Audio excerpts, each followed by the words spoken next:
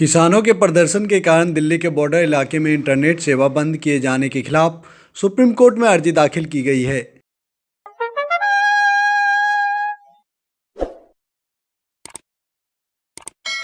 Supreme court में दाखिल petition में कहा गया है कि तुरंत इंटरनेट सेवा बहाल की जाए।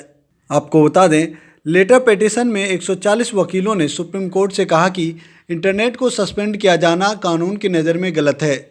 याचिका में कहा गया है कि किसान जहां बॉर्डर पर प्रदर्शन कर रहे हैं वहां इंटरनेट सस्पेंड करने का केंद्र सरकार का फैसला अधिकार का दुरुपयोग है। इस तरह से इंटरनेट का सस्पेंशन अनुच्छेद 19(1)(a) का उल्लंघन है। सुप्रीम कोर्ट से कहा गया है कि मामले में संज्ञान लिया जाए। बताया गया कि किसान जिन बॉर्डरों पर प्रदर्शन कर रहे हैं वहां छठे दिन इंटरनेट को सस्पेंड रखा गया है।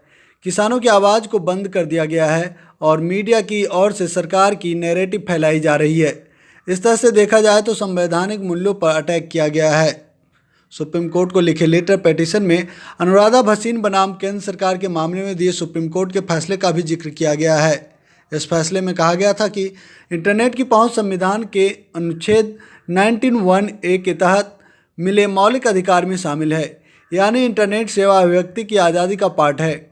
सुप्रीम कोर्ट ने अपने फैसले में कहा था कि जब मजिस्ट्रेट इंटरनेट सस्पेंड करने का आदेश जारी करे तो वाजिब हो, यानी संतुलन को देखना जरूरी है। याचिका में कहा गया है कि लोकतंत्र को नुकसान पहुंचाया जा रहा है और हम मूक दर्शक बने रहे तो इतिहास हमें माफ़ नहीं करेगा। वहीं याचिका में यह भी गुहार लगाई गई है कि सरकार को दिशा निर्देश दिया जाए कि उसने बॉर्डर पर जो लोहे के कील लगाए हैं और सीमेंट के बैरियर लगाए हैं उन्हें हटाया जाए। सिंघू बॉर्डर, गाजी बॉर्डर और टिकरी बॉर्डर पर इंटरनेट सेवा बहाल किया जाए। याचिका में कहा गया है कि प्रत्येक बॉर्डर पर लोहे के 2000 कीलें लगाई गई है। लोहे और सीमेंट के बैरिकेड्स लगाए गए हैं।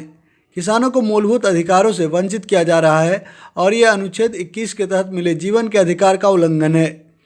कई मीडिया प्रदर्शन करने वाले किसानों को आतंकी कहकर संबोधित कर रहा है। इस तरह से देश के ताने बाने को नुकसान हो रहा है और इस अन्याय को रोकने के लिए दिशा निर्देश जारी किए जाएं।